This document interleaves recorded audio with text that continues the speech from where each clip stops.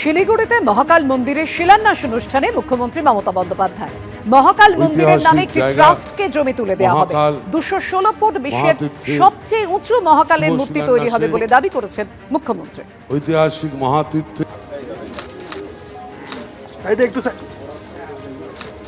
আমরা এই শিব মন্দিরের নাম দিয়েছি মহাকাল মহাতীর্থ। আগামী দিন এটা international tourism spot of destination হবে, যেমন জগন্নাথ ধাম হয়েছে।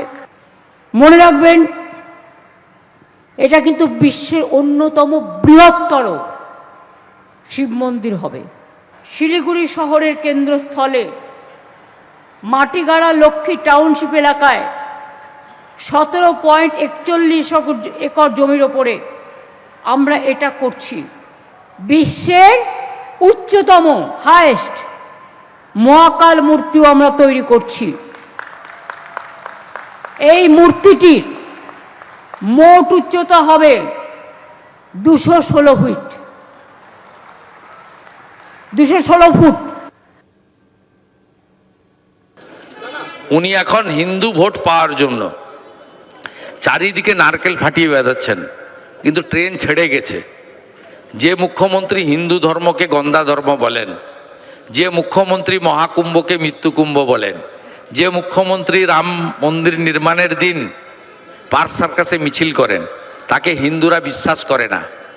এই মুখ্যমন্ত্রী সিএ এর বিরোধিতা করেছিলেন, ক্যা ছি ছি বলেছিলেন। এই মুখ্যমন্ত্রী ভয় দেখিয়েছিলেন সিএ আবেদন করলে ভাতা, চাকরি, সব বেনিফিট বন্ধ হয়ে যাবে। বীরভূমের ইলামবাজারে বিএলওদের গণ ইস্তফা। বিডিওকে পদত্যাগ পত্র জমা দিলেন 70 জন বিএলও। আর কাজ নয়, বিলি করবেন না শুনানির নোটিশও বিডিওকে জানিয়ে দিলেন পদত্যাগী বিএলওরা।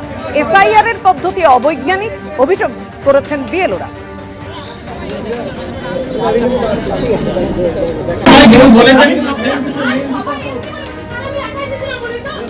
কাজ করতে করতে দেখেছি যে একদম পুরো সিস্টেম অবৈজ্ঞানিক ভাবে কাজ চলছে। এসআইআর কাজ একদমই ভালো চলছে না। আমরা চাই যে স্বচ্ছতা এবং খুব ভালোভাবে ভোটার লিস্ট তৈরি হোক। তার জন্য আমরা ড্রাফট লিস্ট পাবলিশ করে দিয়েছি।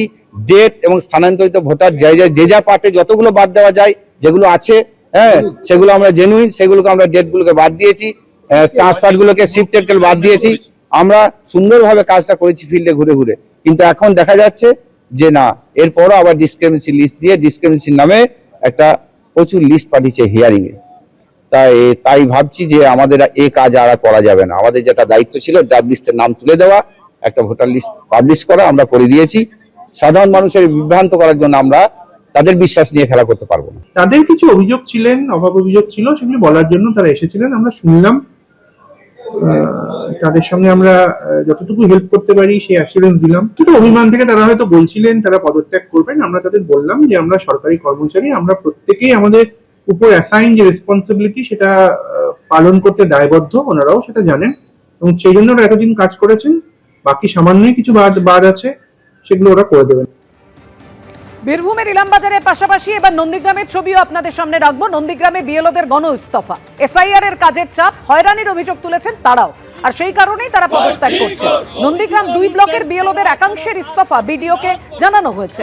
নন্দীগ্রাম 2 বিডিও অফিসের সামনেই বিক্ষোভের পর তারা ইস্তফা দেন। অবিলম্বে ইসিআই কে লিখিত মেমোনামা দিয়ে অর্ডার কপি করতে হবে। অবিলম্বে এলাকায় মাইকিং করতে হবে ইসিআই এর পক্ষ থেকে। ইসিআই এর পক্ষ থেকে অবিলম্বে মাইকিং করতে। এসআইআর শুনানির মধ্যে বিএলওদের এই গণ ইস্তফাকে কটাক্ষ করেছেন রাজ্যের বিরোধী দলনেতা শুভেন্দু অধিকারী। এভাবে এসআইআর এর কাজ থেকে পদত্যাগ করা যায় না। কাজ করার ইচ্ছে না থাকলে চাকরি থেকেই ইস্তফা দিতে হবে। বিএলওদের গণ ইস্তফা নিয়ে পাল্টা কটাক্ষ বিরোধী দলনেতা। একমাত্র হসপিটালাইজেশন ছাড়া পদত্যাগ অ্যাকসেপ্ট হবে না। একদম পরিষ্কার গাইডলাইন রয়েছে। উনাদের সত্যিকারের যদি কাজ করার ইচ্ছা নেই, তাহলে আইনে যা আছে, আমি বলছি না, আমি বিএলএ তো রেসপেক্ট রেখেই বলছি, ওদের চাকরি থেকে রিজাইন দিতে হবে। আইনের প্রভিশনটা বলছে, আমি কিন্তু বলছি না। আমি বলছি আইনের কোনো প্রভিশন নেই পদত্যাগ পত্র দেওয়ার। ইলেকশন কমিশনের ডিউটি হচ্ছে ডিজাস্টারের ডিউটির মতো। এই ডিউটিতে একমাত্র হসপিটালাইজেশন ছাড়া বিকল্প কোনো রাস্তা নেই, যিনি তার ডিউটি থেকে অব্যাহতি পাবেন। আর যদি কেউ চাপ দিয়ে থাকে, অশোক দাস যাদবপুরের বিএলওর মতো তৃণমূলই চাপ দিচ্ছে, বিজেপির এগুলো করার দরকার নেই। এবিপি আনন্দ, এগিয়ে থাকে, এগিয়ে রাখে।